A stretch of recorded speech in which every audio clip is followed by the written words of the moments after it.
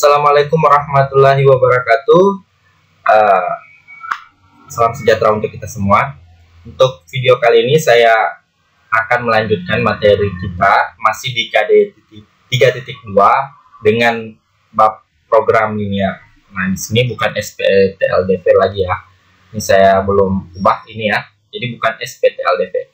Kita akan membahas program linear yang pembahasan lain, subbabnya lain atau indikatornya lain.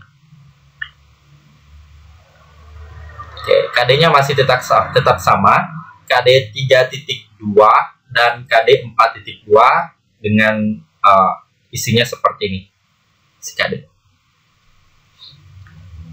Nah, IPK-nya juga ada 2, 3.2.2 mengubah permasalahan verbal menjadi model matematika, dan 4.2.2 menyelesaikan permasalahan program linear 2 variabel. Jadi ini dua, yang pengetahuannya adalah kita akan mengubah permasalahan verbal, dan yang kedua adalah kita akan menyelesaikan permasalahan tersebut. Seperti apa isi dari indikator ini nanti saya jelaskan pada slide berikut. Tujuannya juga, tujuan pembelajaran ada 2 yang tadi ya. Dari indikator ini, peserta didik dapat mengubah permasalahan verbal menjadi model matematika dan menyelesaikan permasalahan program linear 2 variabel. Nah, ini saya ingatkan kembali, program linear itu ada 4 subbab atau indikatornya. Ada SPTLDV, sistem pertidaksamaan linear 2 variabel. Kemudian yang hari ini saya bahas, yaitu mengubah permasalahan verbal menjadi model matematika yang ini. Kemudian menentukan daerah layak yang ini. Dan yang keempat adalah menentukan nilai fungsi tujuan masing-masing koordinat titik sudut daerah layak atau penyelesaian. Jadi ini sudah kita lalui, tinggal yang ini, yang hari ini ataupun pada video kali ini saya akan bahas ya. Selanjutnya ini akan dibahas pada video-video selanjutnya. Yang ini mengubah permasalahan verbal menjadi model matematika ya, atau membuat model matematika dari masalah verbal. Nah, bagaimana cara membuatnya? Program linear itu seperti apa? Kemudian apa hubungannya dengan model matematika yang akan dibentuk dari masalah verbal seperti itu. Nah, perhatikan beberapa poin berikut yang saya akan jelaskan.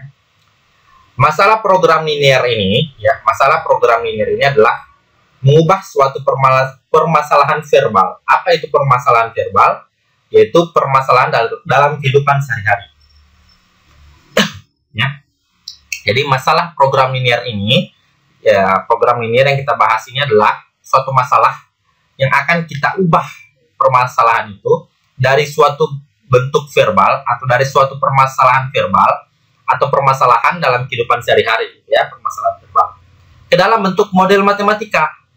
Jadi permasalahan yang bentuknya verbal dalam kehidupan sehari-hari, ya, ataupun permasalahan dalam kehidupan sehari-hari, kita akan ubah ke dalam model matematikanya, persamaan atau pertidaksamaan. Nah, model matematika ini adalah suatu rumusan, jadi suatu rumusan persamaan ataupun pertidaksamaan. Jadi dalam model matematika bisa membentuk persamaan ataupun pertidaksamaan yang diperoleh dari suatu penafsiran, ya, ketika menerjemahkan suatu persamaan verbal. Dia ada model matematika dibentuk dari rumusan persamaan ataupun pertidaksamaan yang akan atau yang diperoleh dari suatu penafsiran ketika kita akan menerjemahkan suatu persamaan verbal. Dia akan kita bentuk ke dalam persamaan ataupun pertidaksamaan dari suatu masalah verbal, dari suatu masalah dalam kehidupan sehari-hari. Pada umumnya, masalah program linear ini membahas model matematika, ya. Program linear membahas model matematika yang berkaitan dengan fungsi kendala dan fungsi objektif atau fungsi sasaran ataupun tujuan. Di program linear ini pembahasannya adalah model matematika yang berkaitan dengan fungsi itu, kendala dan objektif. Seperti apa fungsi kendala? Jadi kita akan lihat seperti apa itu fungsi kendala dan apa pengertiannya. Model matematika berkaitan dengan fungsi kendala ini, ya. Apa itu fungsi kendala? Ini bukan kenda ya, kendala. Hilang 2 huruf. Fungsi kendala merupakan suatu sistem pertidaksamaan linear 2 variabel dengan batas-batas daerah penyelesaian maksimum atau minimum yang harus dipenuhi oleh variabel itu sendiri. Jadi ada fungsi kendala itu dikatakan bahwa dia bentuknya adalah sistem pertidaksamaan linear dua variabel. Jadi adik-adik sudah tahu sistem pertidaksamaan linear dua variabel bentuknya seperti apa. Ada 4 bentuk ya, sudah saya jelaskan di video sebelumnya. Cek lagi video sebelumnya. Di mana batas-batas daerah penyelesaiannya ada maksimum ataupun minimum. Gitu. Jadi pertidaksamaan linear dua variabel memiliki penyelesaian maksimum ataupun minimum yang harus dipenuhi oleh variabel itu sendiri. Nah, ketika kita masukkan masuk nilai variabelnya atau kita masukkan nilai variabelnya akan menemukan nilai maksimum atau minimum dari suatu permasalahan kita.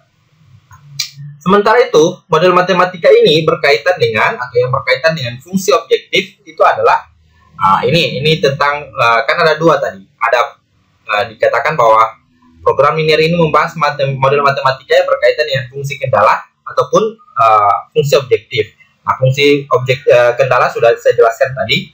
Sekarang fungsi objektif yaitu fungsi yang hendak dioptimalkan, minimum atau maksimum. Seperti apa nanti akan berkembang di slide berikutnya. Ini bisa dicatat ya adik-adik, ini bisa dicatat. Nah, ada beberapa syarat untuk mengubah permasalahan verbal ke bentuk model matematika. Jadi ada 3 kriteria ataupun 3 cara atau 3 langkah kita akan mengubah permasalahan verbal, permasalahan dalam kehidupan sehari-hari ke dalam model matematika. Kriterianya yang pertama adalah menentukan variabel keputusan. Nah, apa itu variabel keputusan? Dengan cara seperti apa? Variabel keputusan itu nilai X, nilai Y yang akan nantinya dimasukkan ke dalam suatu persamaan ataupun pertidaksamaan linear dua variabel. Jadi nilai X dan nilai Y-nya yang akan kita cari berapa nilai X dan berapa nilai Y yang akan didapatkan, ya. Caranya bagaimana? Kita baca langsung kalimat terakhir. Jadi ada suatu soal, kemudian lihat kalimat terakhirnya. Apa yang ditanyakan dan bukan angka. Lihat kalimat terakhir dari suatu permasalahan, kemudian lihat apakah yang ditanyakan itu bukan angka ya. Yang ditanyakan itu apa gitu ya. Kalau yang ditanyakan sekian apa ya, itu berarti adalah variabel keputusan. Dan dia bukan angka, ya, dia bukan angka. Maka dengan mudah akan kita tentukan mana yang jadi variabel X dan Y. Gitu. Jadi kita akan menentukan variabel keputusan, nilai X-nya berapa, Y-nya berapa, gitu ya. Kita akan baca di kalimat terakhir, terus kita akan dapatkan dia, tapi dalam bukan angka. Gitu. Yang kedua adalah menentukan pembatas. Nah, fungsi pembatas atau fungsi yang membentuk suatu pertidaksamaan dua variabel. Jadi fungsi pembatas itu setelah kita dapat variabel keputusan, kita bentuk ke dalam fungsi pembatas yang nantinya akan membentuk suatu pertidaksamaan linear dua variabel. Ciri khasnya ada berikut. Yang pertama adalah untuk menentukan fungsi pembatas, objek yang bukan dari X dan Y. Ya, jadi bukan X dan bukan Y itulah fungsi pembatas. Kemudian terdapat pada kalimat tersedia atau terdapat. Jadi kalau ada kalimat tersedia ataupun terdapat dalam suatu kalimat yang mengandung angka di dalamnya, berarti itu bisa dikatakan tersedia atau terdapat atau secara keseluruhan dari objek tersebut. Berarti itu ciri khas dari fungsi pembatas, gitu ya. Tersedia ataupun terdapat secara keseluruhan dari objek tersebut. Nah, untuk menentukan pembatas, kita cukup lihat dari kalimatnya saja.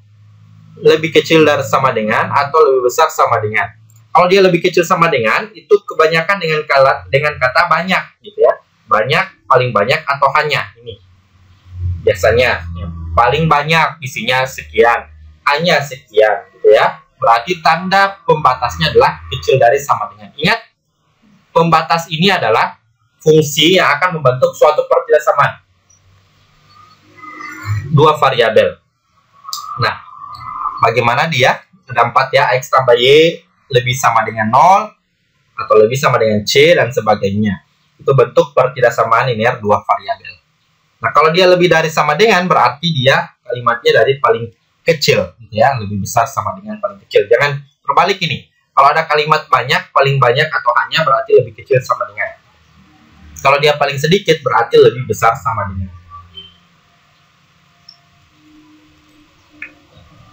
Yang ketiga adalah menentukan rumus fungsi sasaran. Apa itu fungsi sasaran? Fungsi sasaran dapat kita lihat dari ciri khasnya, yaitu terdapat pada kalimat terakhir, yang merupakan nominal atau angka dari variabel keputusan. Jadi kita lihat lagi yang terakhir, kalimat terakhir, kemudian di dalam kalimat itu terdapat angka. Itulah yang dinamakan dengan fungsi sasaran. Jadi di dalam kalimat itu terdapat angka, misalkan sayur berapa, ya, atau apa ya. Jadi itu fungsi tujuan sasaran, kita lihat dari kalimat terakhir angkanya, misalkan sayurnya berapa gitu ya, terus ada semangkanya berapa gitu. Itu adalah kalimat terakhir, bisa dikatakan itulah fungsi sasaran yang ada angka di dalamnya. Nah, ini contoh soal. Sebuah perusahaan angkutan umum memiliki dua macam trek, yaitu tipe A dan tipe B. Trek tipe A mempunyai 20 meter kubik ruang pendingin, ini kubik bacanya ya, atau pangkat 3, dan 40 meter kubik ruang biasa. Trek tipe B mempunyai 30 meter kubik yang mempunyai 30 meter kubik ruang pendingin dan 30 meter kubik ruang biasa. Seorang pedagang makanan ingin menggunakan jasa angkutan ini. Ia ingin mengangkut paling sedikit 900 meter pangkat 3 makanan dalam ruang pendingin dan paling sedikit 1200 meter pangkat 3 dalam ruang biasa. Jika biaya angkutan untuk trek tipe A dan tipe B masing-masing sebesar Rp20.000 dan Rp30.000 untuk sekali angkut, maka berapa banyak trek yang harus disewa pedagang agar pengeluaran ongkos angkutan barang itu dagangannya seminimum mungkin. Nah, ini permasalahannya saya salin di sini ya. Oke, kita catat di sini.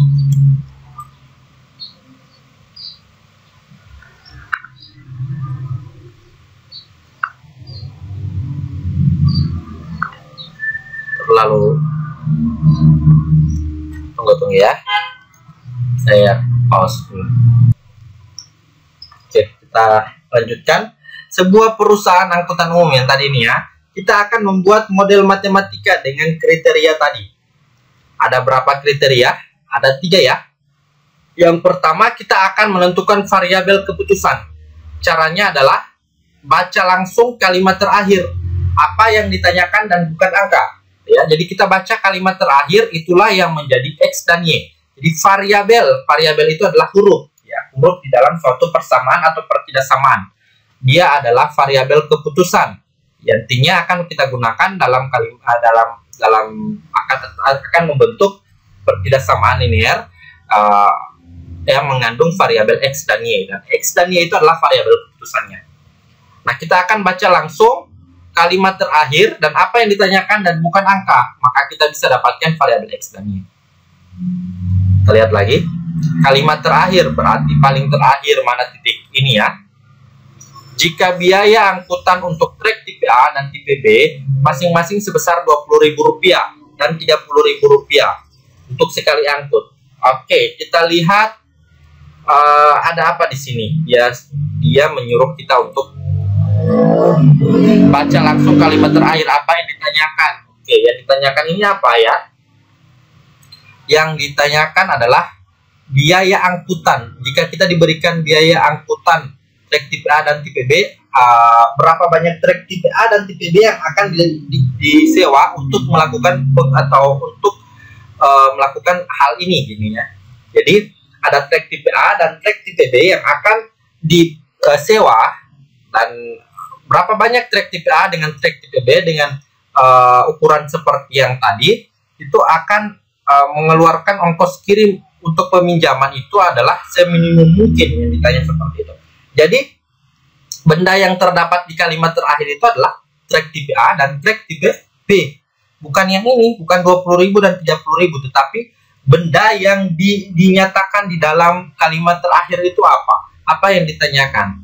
Yang pasti adalah tipe A dan tipe B. Di kalimat di sini yang mengandung benda yang ditanyakan atau apapun, sini kan dikatakan baca langsung kalimat terakhir. Lihat benda yang ditanyakan ataupun yang ditanyakan di situ apa, kecuali bukan angka gitu ya. Ini bukan angka, berarti bukan 20.000 dan 30.000, tapi yang dibahas di kalimat terakhir adalah trek tipe A dan tipe B.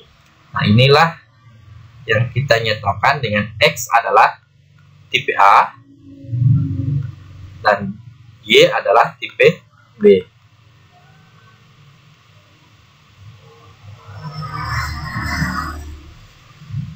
Oke. Setelah itu kita akan menentukan yang namanya pembatas.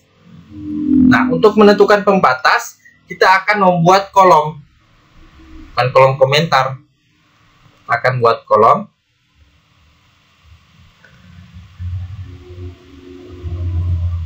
Satu, dua, tiga.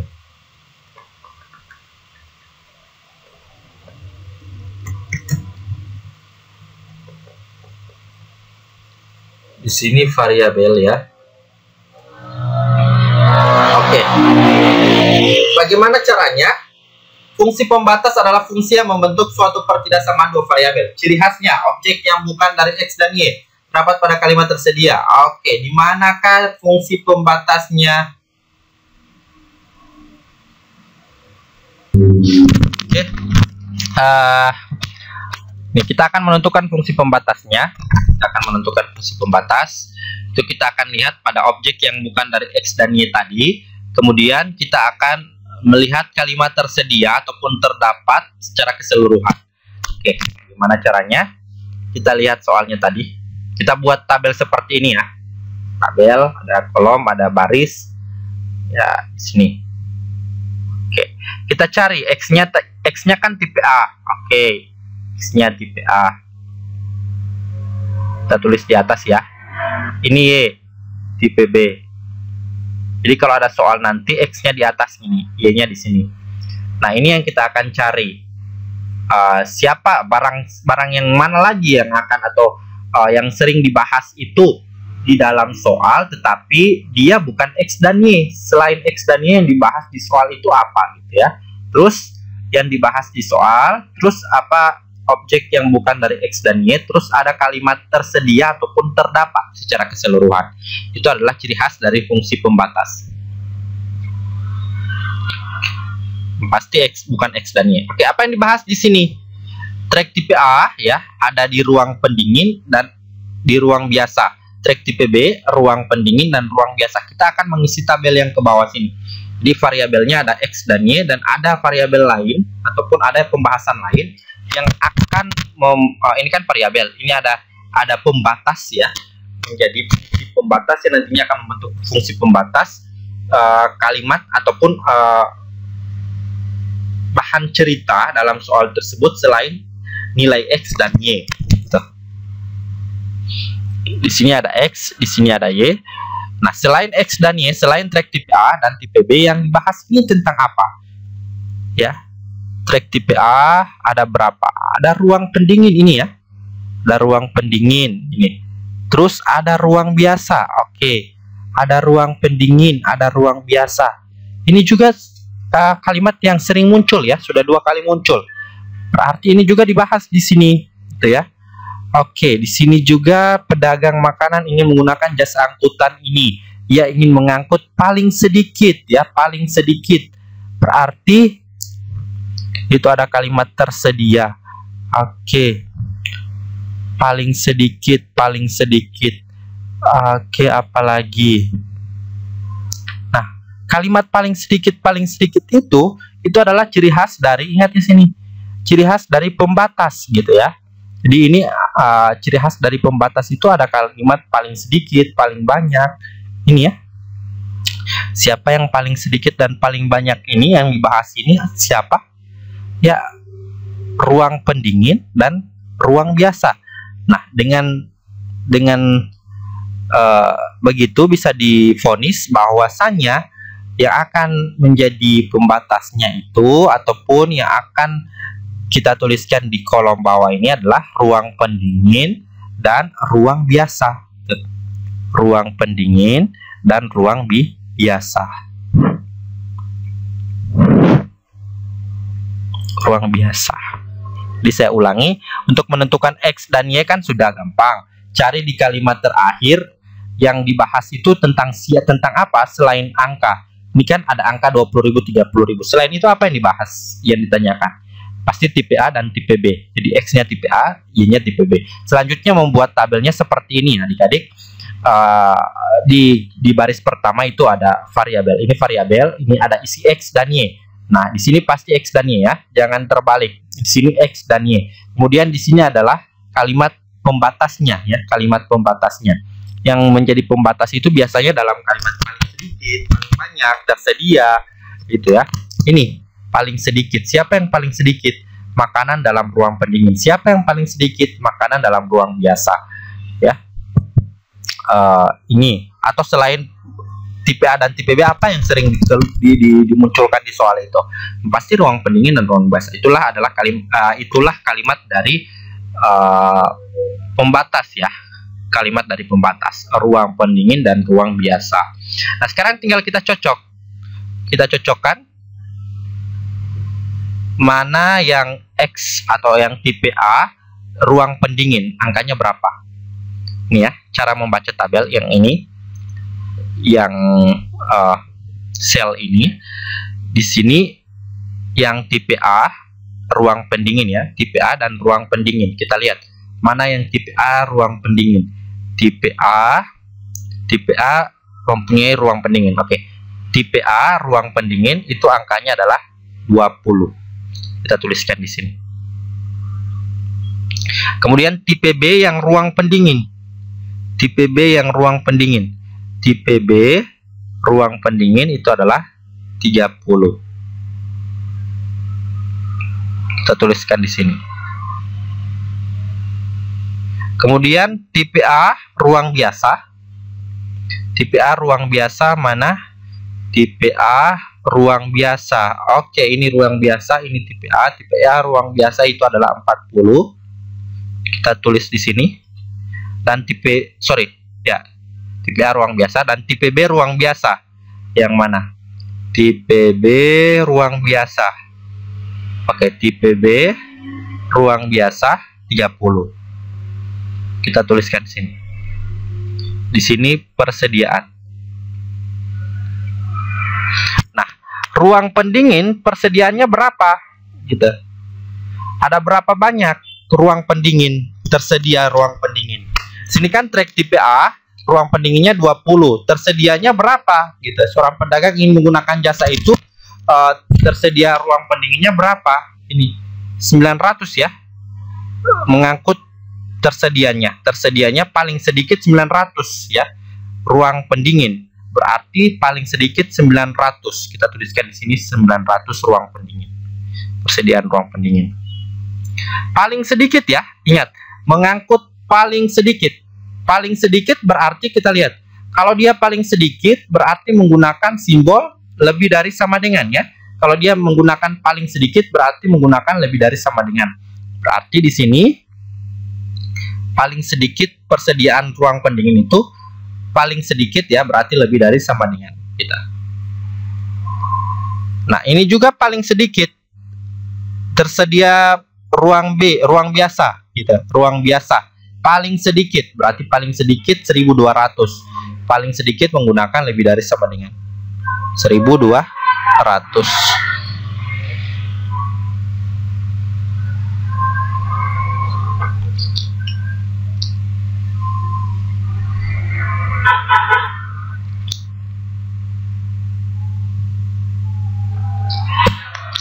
Paling sedikit 1200 berarti menggunakan lebih dari sama dengan.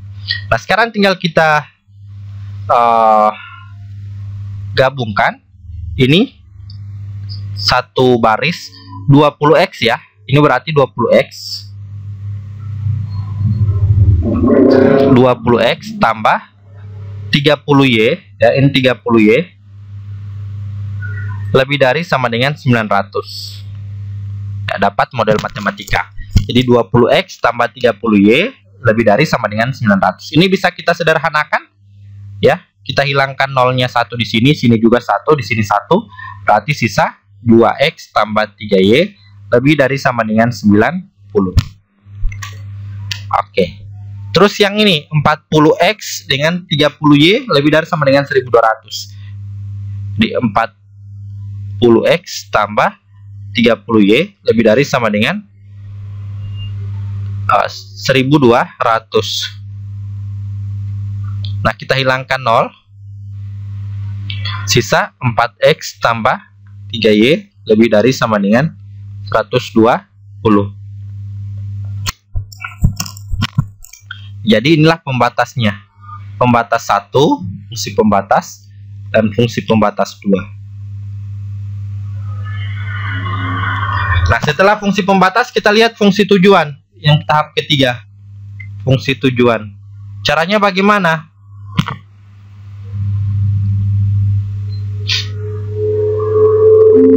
Fungsi tujuan sasaran dapat kita lihat dari ciri khasnya, yaitu terdapat pada kalimat terakhir. Dia terdapat pada kalimat terakhir dan dia merupakan nominal atau angka dari variabel keputusan. Dia adalah angka ataupun nominal dari variabel keputusan. Berarti dia adalah angka dari XY, ya, dan terdapat di kalimat terakhir. Jadi ada X, ada Y, atau track tipe A, track tipe B. Kalimat terakhir yang ada angka, tipe A 20.000, tipe B 30.000. Ini kalimat terakhir ya. Tipe A 20.000 dan tipe B 30.000. Kita lihat di sini. X-nya adalah 20.000 dan Y-nya adalah 30.000. Atau kita bisa tuliskan 20.000 X ya, tambah 30.000 Y. Ini simbolnya fungsi tujuan adalah Z dalam kurung X, Y sama dengan. Oke ya. Jadi ini fungsi tujuan adalah nilai X dan Y yang berupa angka dan terdapat pada kalimat terakhir. X dan Y adalah track tipe A dan dia angka. Track tipe A itu adalah 20.000 dan track tipe B adalah 30.000. Jadi itulah fungsi tujuan tujuan sasaran. Track tipe A-nya 20.000 X, track tipe Y-nya 30.000 Y. Nah, sekian cara membuat permasalahan verbal menjadi model matematika. Saya rasa gampang. Itu kalian tinggal memahami trik-trik yang saya berikan, bagaimana cara melihat variabel keputusan, kemudian menentukan fungsi pembatas dan fungsi tujuan. Nah, untuk penyelesaian lebih lanjut tentang masalah ini nanti pada video selanjutnya. Ya, dari saya, semoga bermanfaat materi kita hari ini dan sampai jumpa di video selanjutnya. Wabillahi taufiq wal hidayah. Assalamualaikum warahmatullahi wabarakatuh.